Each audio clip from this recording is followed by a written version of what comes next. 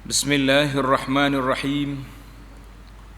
Alhamdulillahi rabbil alamin, wassalatu wassalamu ala rasuli rabbil alamin, nabiyyina wa habibina wa qudwatina Muhammad ibn Abdullah wa ala alihi wa sahbihi wa man walah, amma ba'd.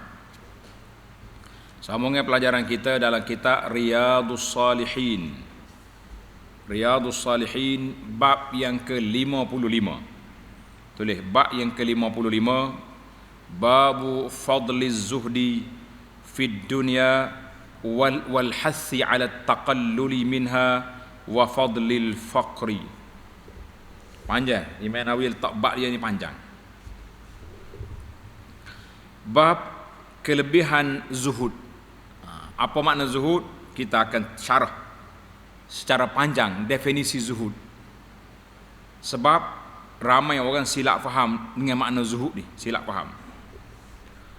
Babu fadli zuhdi, bab kelebihan keutamaan zuhud di dunia, wal hassi ala taqalluli minha, dan anjuran galakkan agar mengurangkan keduniaan.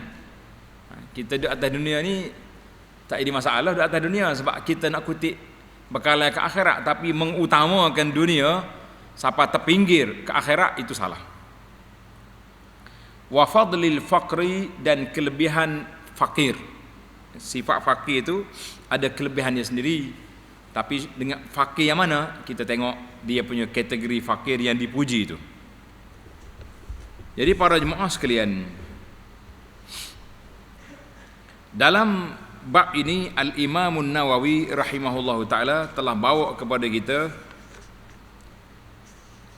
beberapa ayat Al-Quran. Ayat ada 7 ayat. 7 ayat yang menyebut tentang dunia, godaannya, cabaran dia, dan juga peringatan daripada Allah Azza wa Jalla supaya kita berhati-hati dengan dunia. Ayat yang pertama, A'udzubillahi minasyaitonir rajim. Innama mathalul hayatid dunya kama'in anzalnahu minas sama' كما إن أنزلناه من السماء فاختلط به نبات الأرض مما يأكل الناس والأنعام حتى إذا أخذت الأرض زخرفها وزينت وظن أهلها أنهم قادرون عليها أتاها أمرنا ليلا أو نهارا فجعلناها حصيدا كأن لم تغن بالأمس كذلك نفصل الآيات لقوم يتفكرون. Surah Yunus ayat 24. Terjemahan dia, sesungguhnya perumpamaan kehidupan duniawi itu hanya seperti air hujan yang kami turunkan dari langit, lalu tumbuhlah tanaman-tanaman bumi dengan subur kerana air itu. Dan di antaranya ada yang dimakan oleh manusia dan hayawan ternakan. Ada hak kita kongsi, kita dengan hayawan pakak makan, kita makan isi, dia makan jerami contohnya. Hingga apabila bumi itu telah sempurna keindahannya, hijau comel dan berhias dengan bunga-bunganya, dengan buah-buahnya, dan pemiliknya mengira bahawa mereka pasti menguasainya, memetik hasilnya. Suka dah tengok buah sedap dah. Datanglah kepadanya azab kami pada waktu malam atau siang. Lalu kami jadikan tanamannya seperti tanaman yang sudah disabit, seakan-akan belum pernah tumbuh kemarin. Subhanallah, utuh ranak habis sekali angin mari pusing. Demikianlah kami menjelaskan tanda-tanda kekuasaan kami kepada orang yang berfikir. Surah Yunus. Baik para jemaah sekalian, sebelum kita masuk kepada ada 7 ayat ini, ana rasa lebih elok kita pergi kepada penjelasan makna zuhud yang disebut oleh Imam Nawawi dalam kitab ni, Babu Fadliz Zuhdi, bab kelebihan zuhud. Apa makna zuhud? Kita petik daripada sebuah kitab, nama dia Madarijus Salikin. Madarijus Salikin, perjalanan anak-anak tangga orang yang berjalan menuju pada Allah. Juzuk yang kedua muka surat 9. Kata Syekh Al-Muallif rahimahullah, dia kata Al-Quran mamlu'un minat tazhid fid dunia. Dalam Quran ni banyak sekali ayat-ayat yang menggalakkan kita supaya menjadi zuhud dalam dunia. Dan juga ayat-ayat yang menyebut tentang kehinaan. Dunia itu bukanlah hebat sangat, dan sedikit je dunia itu, dan dia akan terputus. Kita dengan dunia ni akan putus kejap je. Kerana itu kata orang, dunia ni sama ada kita meninggalkan dia atau dia tinggal kita. Dua ya. Kita dengan dunia, tulis. Kita dengan dunia sama ada kita tinggal dia atau dia tinggal kita. Macam mana? Kalau kita mati, orang panggil meninggal dunia. Tak ada dia tu meninggal dunia. Habis dah lah. Ataupun dunia tinggal kita. Kita tak boleh guna apa-apa dah. Dunia pergi hilang, nyabik orang, curi ke apa benda, kena musibah, itu dunia tinggal kita. Yang kita naknya dalam bab zuhud ni, az-zuhud dengan mana meninggalkan dunia. Ada kan. Kalau kata meninggal dunia je, mati. Meninggalkan dunia, mana orang tu telah meninggal segala godaan dunia. Itu meninggalkan dunia. Itu beza. Maka Al-Quran telah menyebut tentang secepatnya hilang dunia ini dan menggalakkan kita supaya menumpukan kepada akhirat. Dan Al-Quran menceritakan tentang kemuliaannya, kehebatannya, berkekalan pahala di akhirat esok. Kata Syekh, fa iza aradallahu bi amrin khaira aqama fil qalbihi syahidan yu'ayinu bi haqiqatad dunya wal akhirah. Allahu akbar. Tu tanda kata-kata hikmah ni. Apabila Allah SWT nak beri kebaikan kepada hamba dia, bila Allah nak beri kebaikan kepada hamba-Nya, aqama fi qalbihi, Allah campurkan dalam hati dia penyaksian dengan mata hati tentang hakikat dunia dan hakikat akhirat. Bila kita tahu hakikat dunia, kita tak akan kejar dia, kita tak akan tamak dia, kita tahu dia ni kita akan tinggal ataupun dia tinggal kita. Kita akan tumpukan kepada hakikat akhirat, dan dia akan mengutamakan yang lebih utama daripada yang kurang. Maka manusia apabila bercakap tentang zuhud, macam-macam cara ada. Orang bercakap dengan zauq, bercakap dengan halah, dengan bercakap dengan keadaan-keadaan.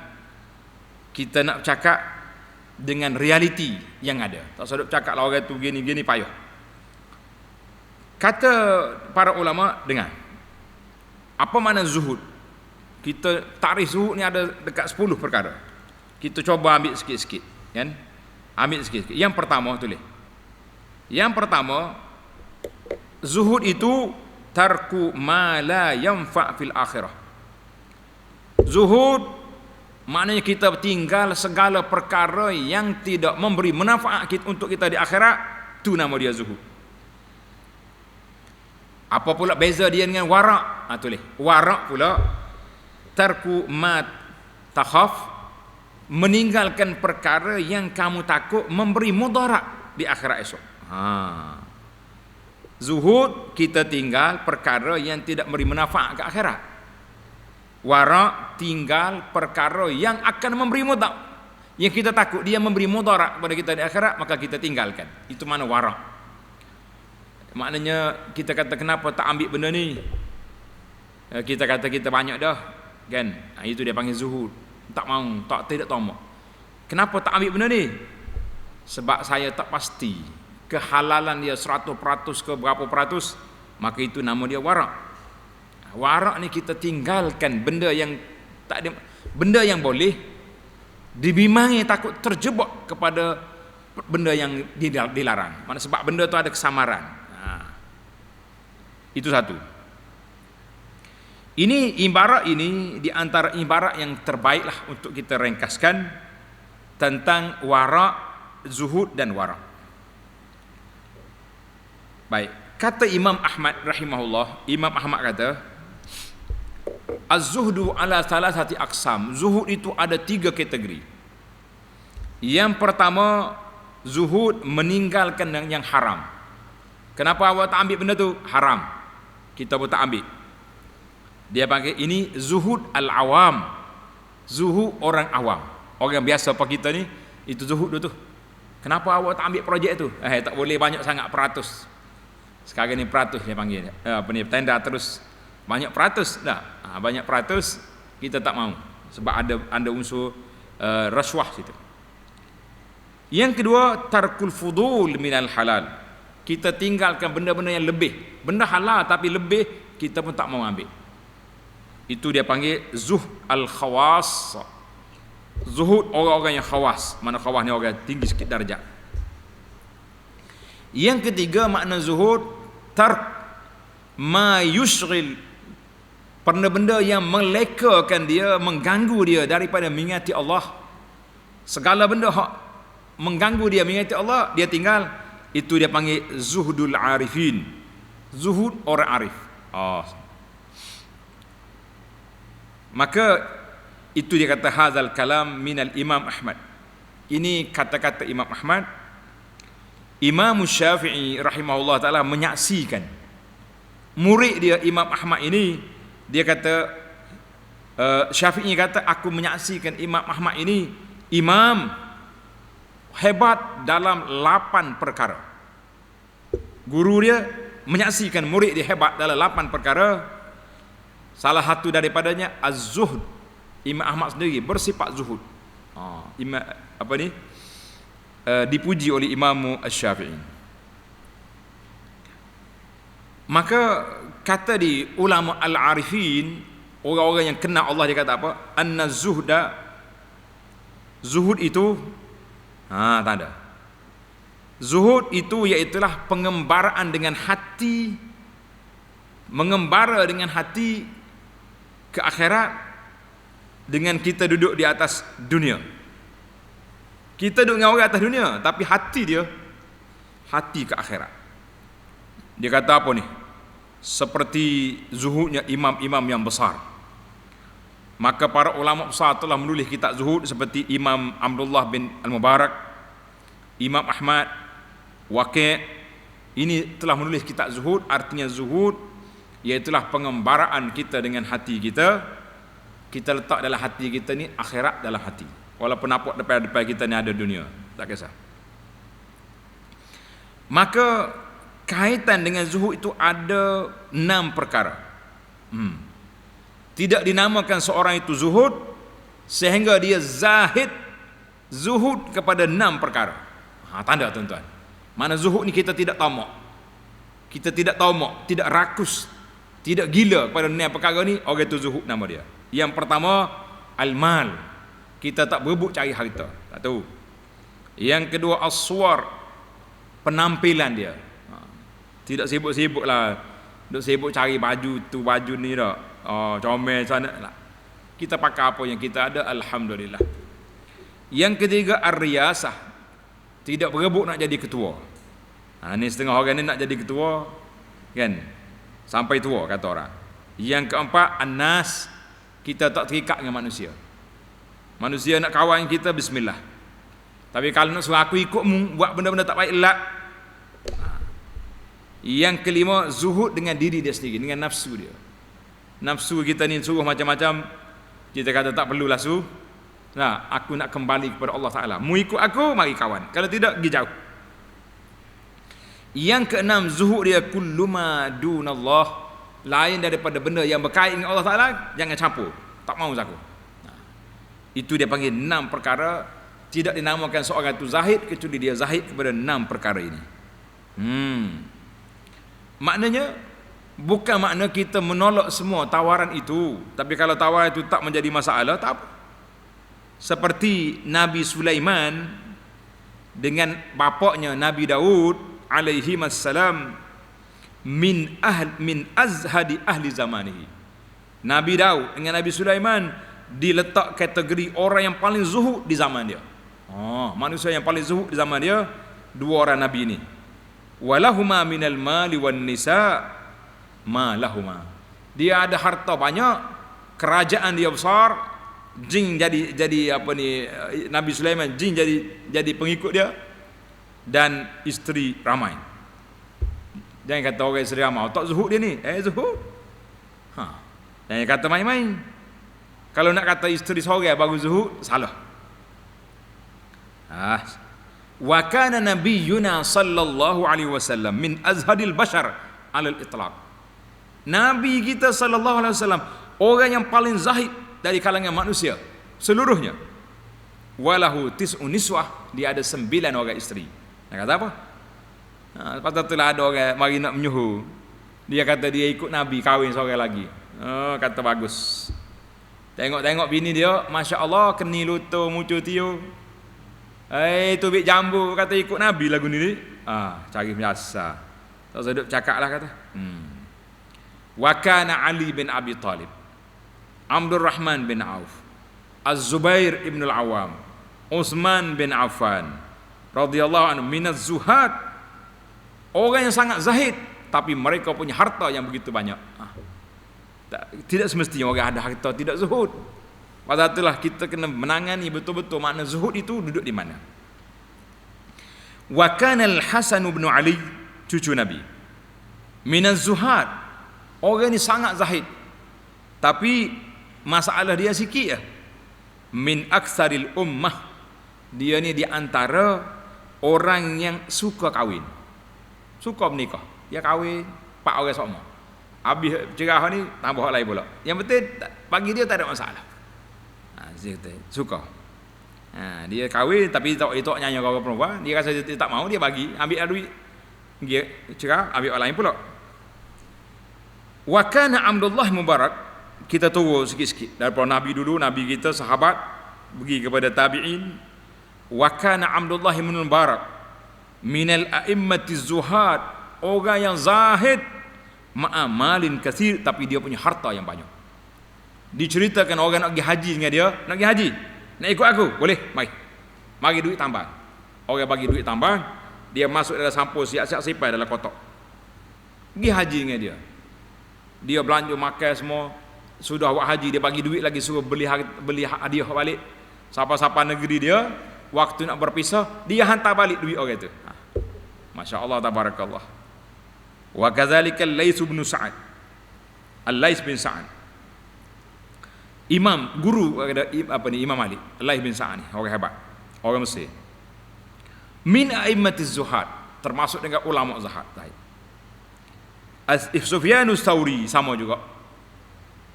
Wa kana lahu ra'su mal, dia ada harta. Orang tanya dia, Syekh, zahid macam ni, mu tuan guru besar, duit banyak. Syekh kata apa?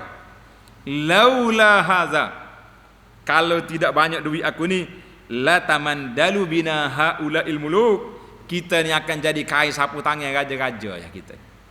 Maknanya kita ni kalau sesok sangat, kita akan jadi pok turut orang. Kenapa ustaz tu tak cakap ikut orang suruh buat apa buat, hak sunnah pun buat, hak bid'ah pun buat, tak belakang dia pasal dia panggil apa, jadi kain sapu tangan. Kalau orang Melayu kata jadi teropoh kita ni, ikut orang suruh.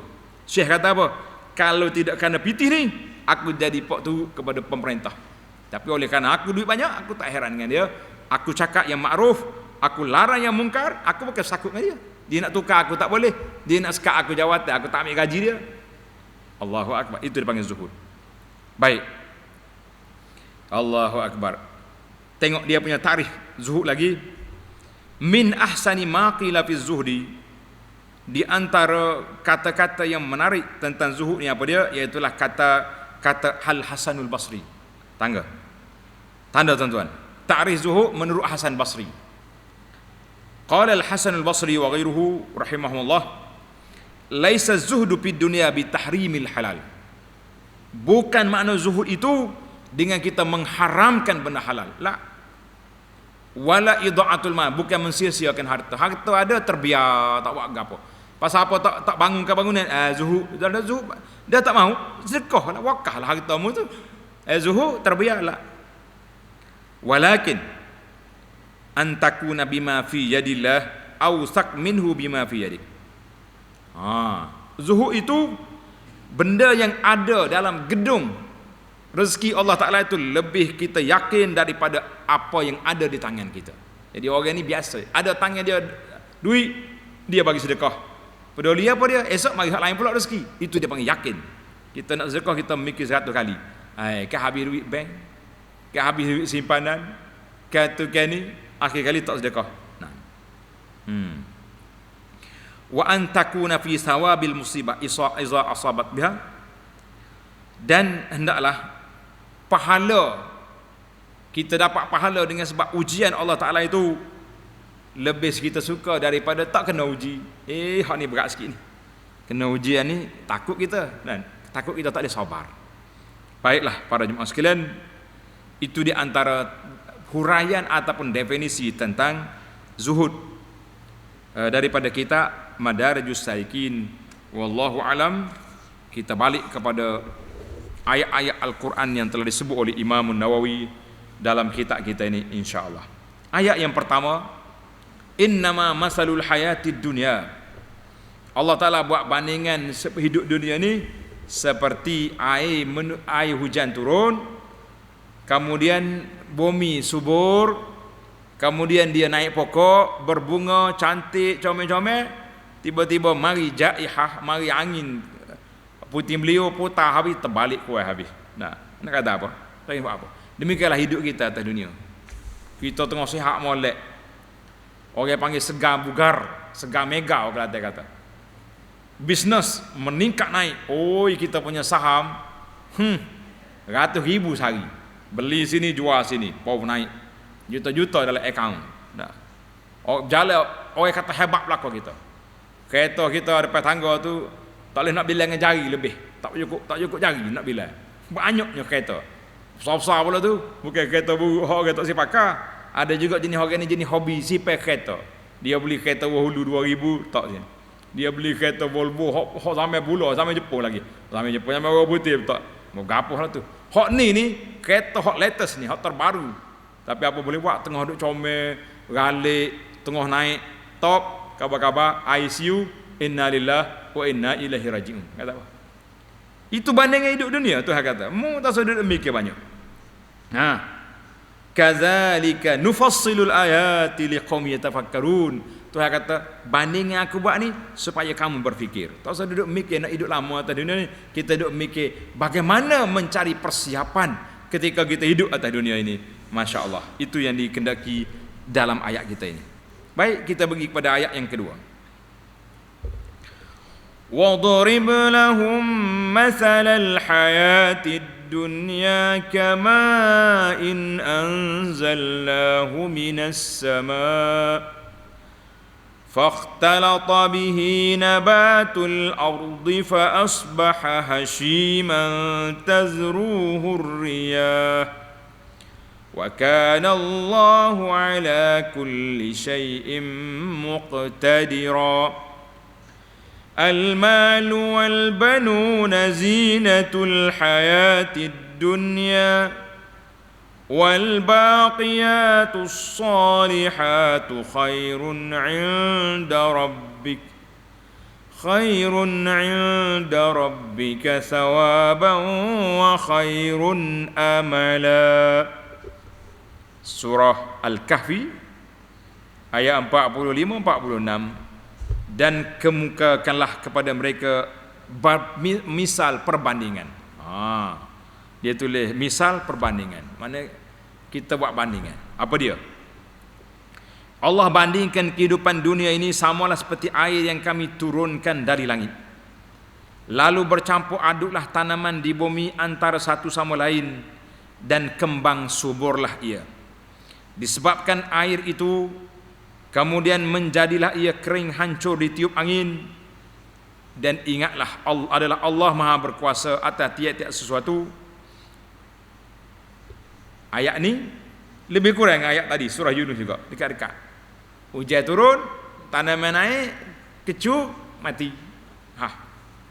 Kemudian Allah peringatkan kepada kita. Al-malu wal banun zinatul hayatid dunya. Harta benda dan anak cucu itu ialah perhiasan hidup di dunia. Perhiasan. Kita suka kan? Ada harta, oh happy kita. Ada anak, suka. Ada cucu, lagi suka kan? Itu perhiasan dunia. Tak salah. Lagi ramai, lagi baik.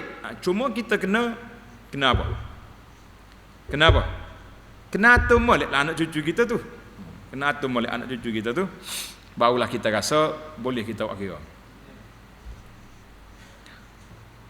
Maka Allah kata apa? Dan ingatlah, harta benda dan anak pinak itu ialah perhiasan hidup di dunia. Perhiasan hidup atas dunia ya. Dan amal-amal soleh yang kekal faedahnya itu lebih baik di sisi Tuhanmu sebagai pahala balasan dan lebih baik sebagai asas yang memberi harapan. Kita kena ingat. Maknanya Tuhan ingat kita hak itu perhiasan. Tapi al-baqiyatus salihat, amalan-amalan baik itu yang kekal. Mau ambil banyak ni. Kita guna anak kita untuk apa? Kita didik dia baik-baik, biar dia boleh jadi pendakwah, biar dia boleh jadi guru, boleh jadi mujahid, boleh jadi pejuang Islam. Utuh, lagi ramai lagi untung. Ada harta kita untuk infak fisabilillah, untuk bina pusat pengajian, untuk menyebarkan ilmu, menyekat kejahatan, semua boleh buat. Itu kita guna. Ayat yang ketiga. I'lamu annamal hayatud dunya la'ibun wa lahwun wa zinah.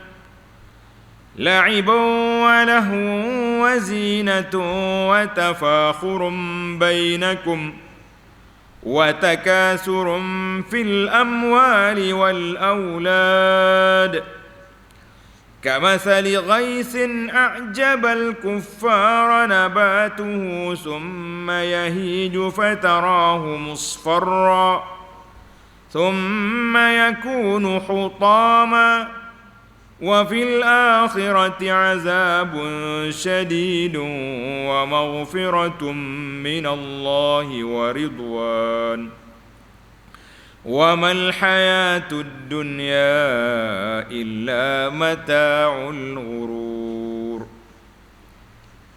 I'lamu, ketahuilah. Dalam tadabbur ayat ini suratul Hadid, baru biar kita tadabbur.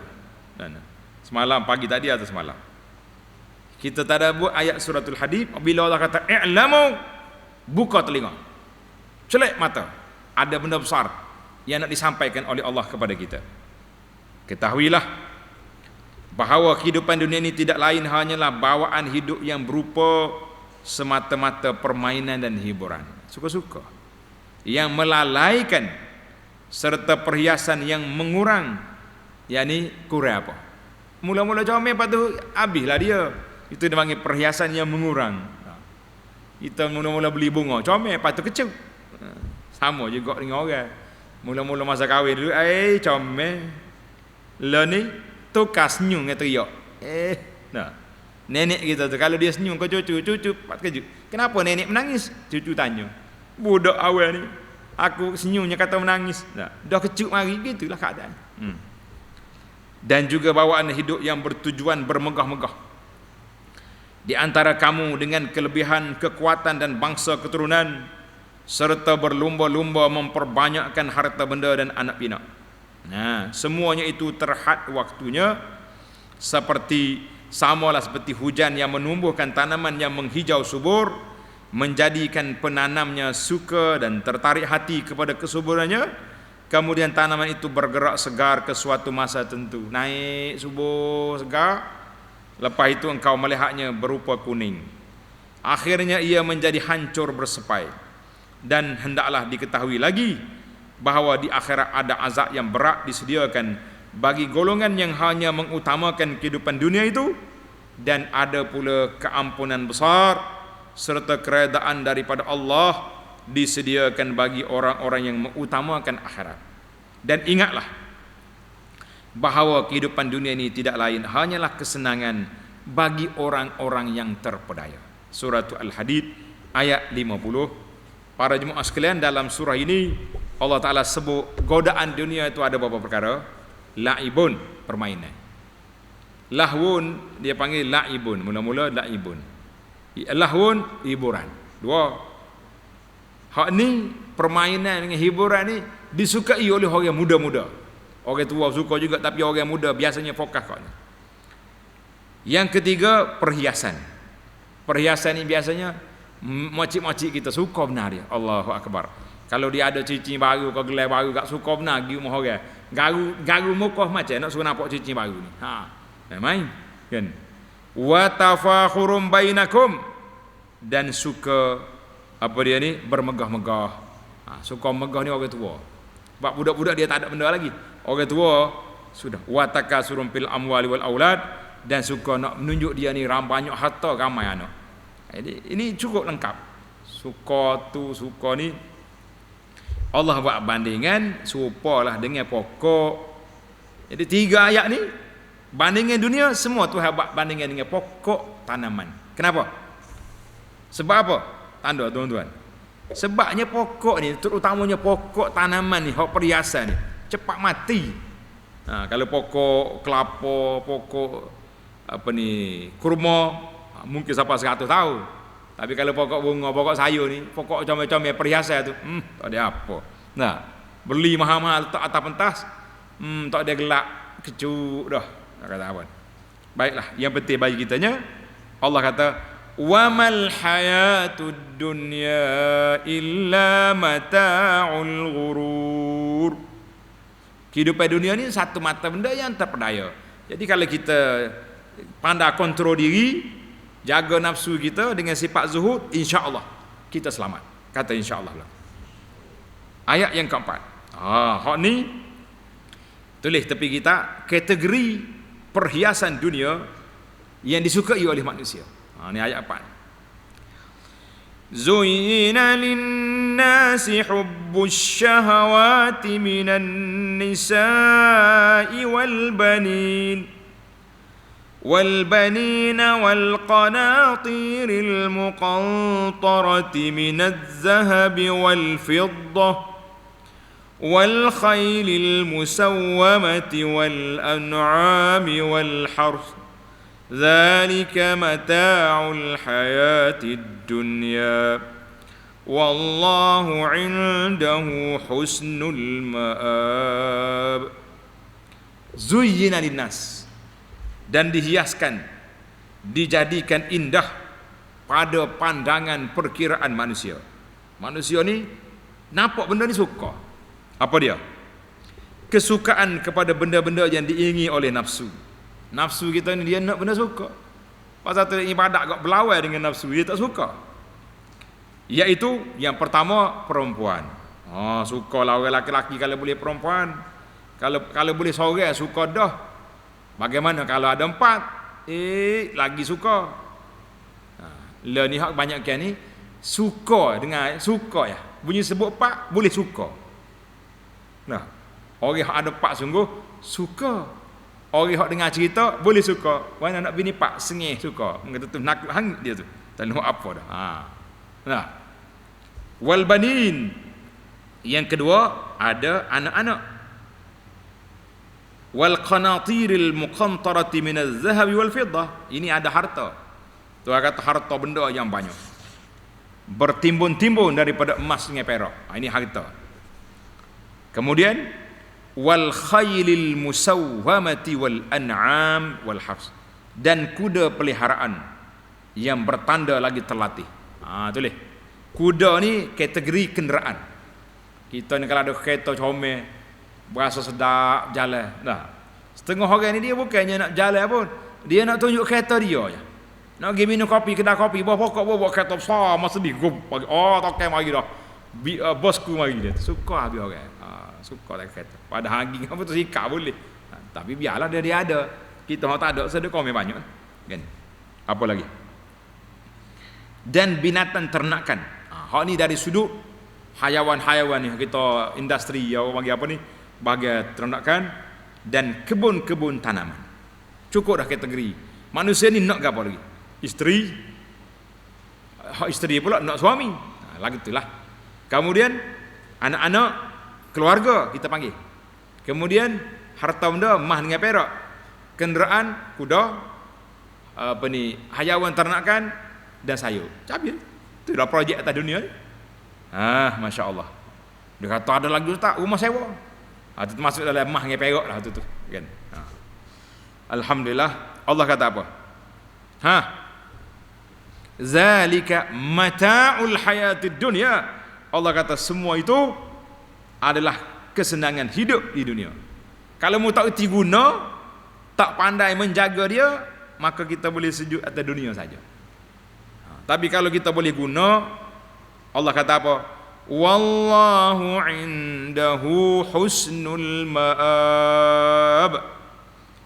Dan ada tempat kembali, dan pada si Allah Subhanahu wa taala ada tempat kembali yang sebaik-baiknya, iaitulah syurga. Surah Ali Imran ayat 14. Tuan-tuan tanda, maknanya bukan semua salah. Bukan semua salah. Kita mula dengan perempuan. Adakah perempuan ni salah? Kata-kata tak salah. Tapi salahnya kalau perempuan itu disalahgunakan. Sebab Nabi sebut dalam hadis yang sahih, Nabi kata tidak ada fitnah yang lebih besar yang akan menimpa atas laki-laki itu daripada fitnah wanita. Dengan wanita kita kalah. Orang baik-baik pun boleh bini hak tak juru, sudahlah dia. Tak jumpa masjid. Tapi kalau kahwin dengan sebab i'faf, nak jaga nafsu supaya tak berona, tak mengacau kok kan. Kenapa kahwin? Nak ramaikan anak. Kahwin 4 awak. Sebab kalau 10 orang satu seorang isteri, kita ada 40 anak-anak yang akan menjadi tentera Islam. Boleh pahala. Jangan main-main. Itu kata cara pengolahan kita. Ada hak kerja dunia untuk akhirat. Besar pahala. Kan? Kita pergi pula anak-anak pula. Anak-anak ni kalau sekat nak beramal nak khalafa wa taraka, Arab kata beranak pas tinggal, ikut mula nak jadi gapo. Hak ni bala naik atas kepala kita. Tapi kalau kita beranak, kan apa? Kerana nak anak yang soleh, nak boleh pahala. Kata dalam hadis yang sahih, Nabi kata tazawwajul walud al-walud. Nikah dengan orang perempuan yang banyak suka beranak. Macam mana kita nak tahu tak nikah lagi? Kita tengok keturunan dia lah. Mak dia tu 15 anak. Nanggo tak menurut anak. Tapi zaman lah ni tak apa nak menurut mana. Tak apa jadi. Mak 12, anak dia 5 itu nak tarik hembrid dah kata orang. Tak gerak. Kita kena cari hok suka beranak. Pasal apa? Nabi kata fa inni mukatsirum bikumul umam yaumil qiyamah. Aku bangga dengan umat lain dengan ramai umat aku. Jadi kita menikah, kita ramai anak sebab nak lahirkan pejuang Islam, nak meramai ke umat Muhammad sallallahu alaihi wasallam, kita boleh pahala insya-Allah. Boleh harta pula. Harta ni kalau kita nak bangga, nak sombong, memang salah. Tapi kita niat cari harta untuk apa? Yang pertama sekali untuk kita nak nafkah keluarga kita. Boleh pahala. Untuk apa? Untuk nak infak fi sabilillah. Apa-apa kerja dakwah, saya support. Sedap kita buat kerja dakwah ni kalau ada duit. Betul tak?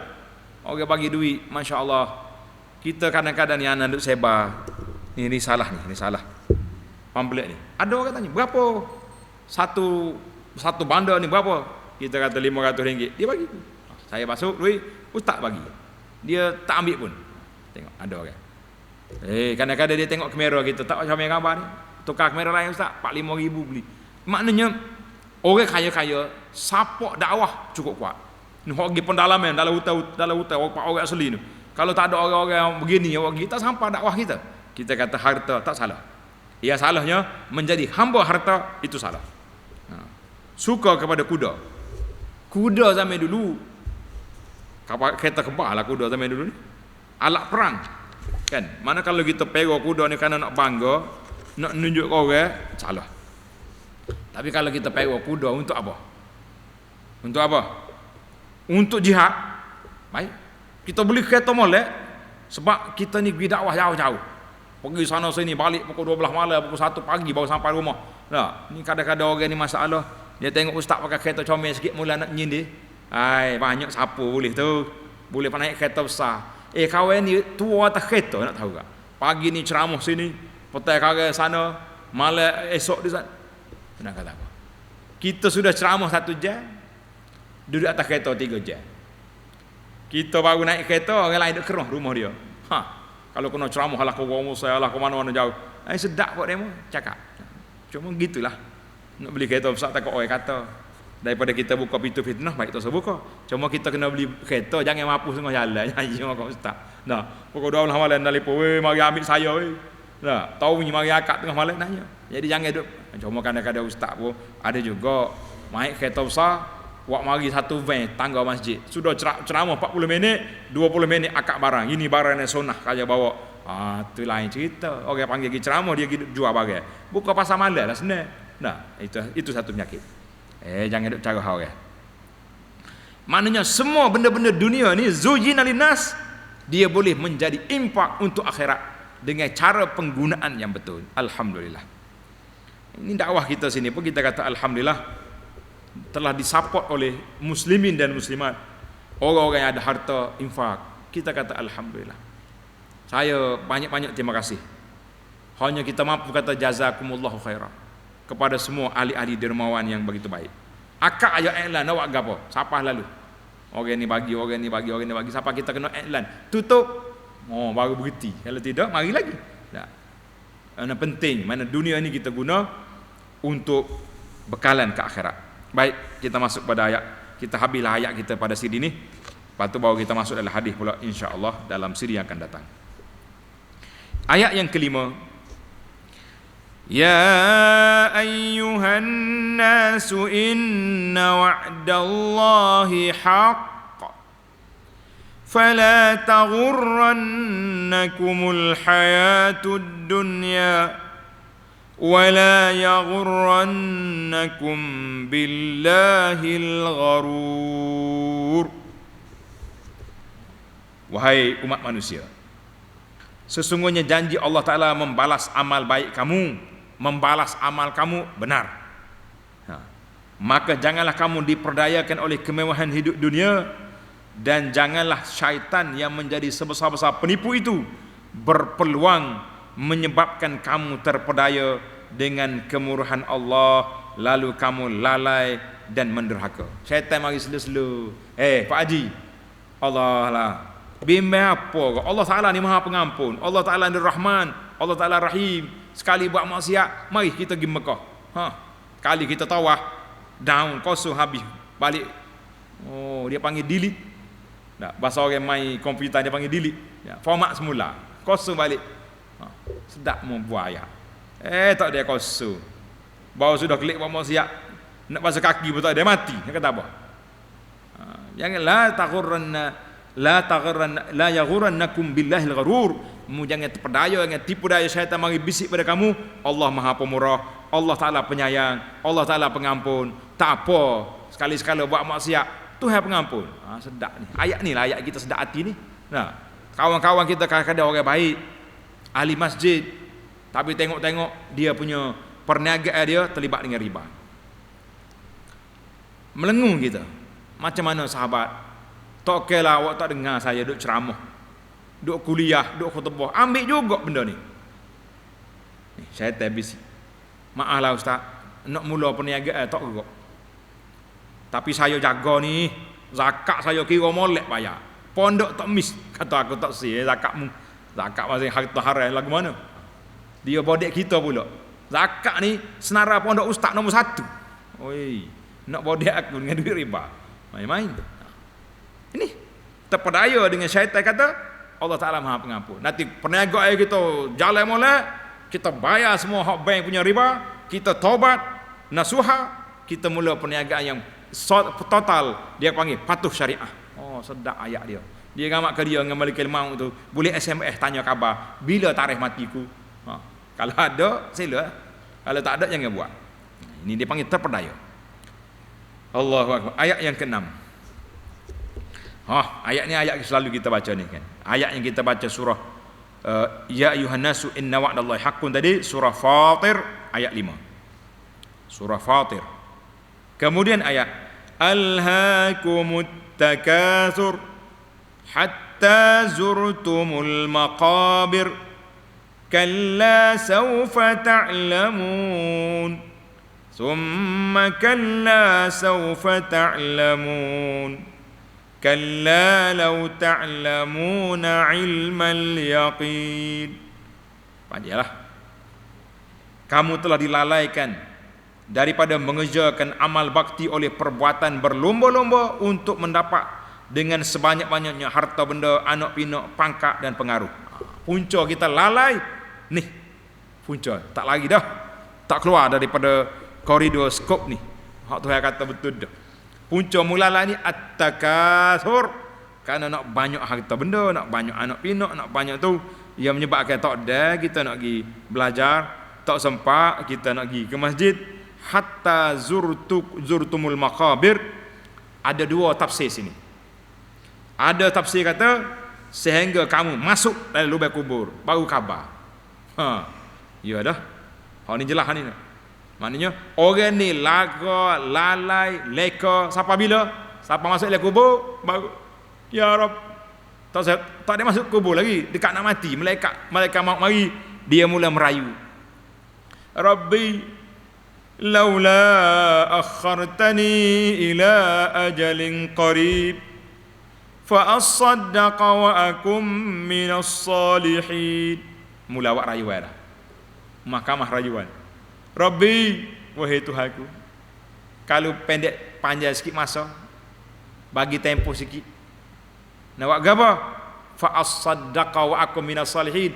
Saya nak kira semua akaun saya nak sedekah dah. Harta banyak ni jadi orang habis, tak ada nak sedekah. Aku nak jadi orang soleh. Nak buat apa lagi?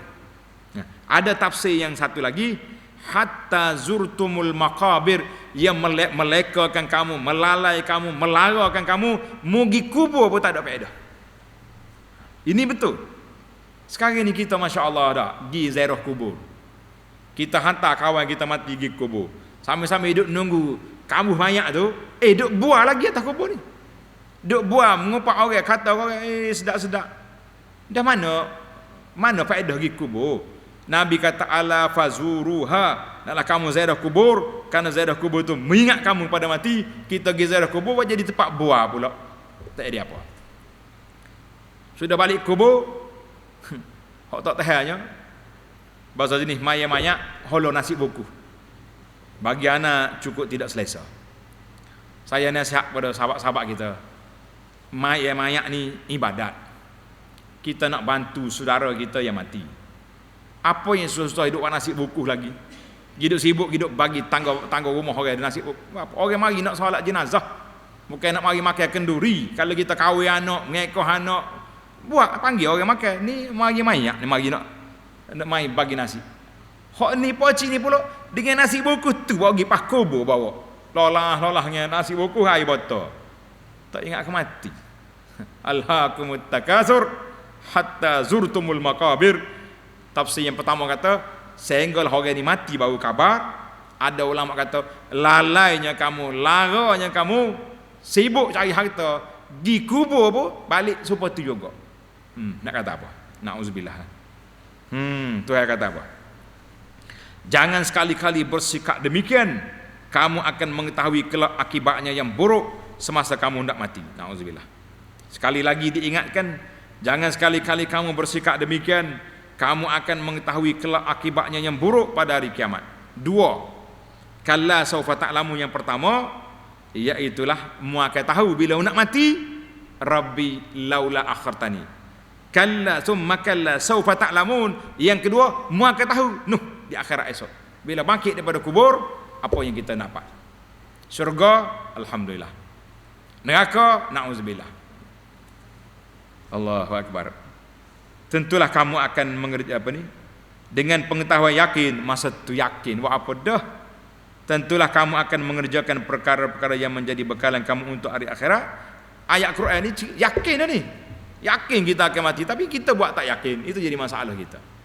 Alhamdulillah para jemaah sekalian, surah ini surah At-Takasur ayat 1 hingga 5. Saya syorkan supaya tuan puan rujuk balik kepada tafsir kita, tadabbur kita zaman PKP dulu, iaitulah tafsir surah At-Takasur.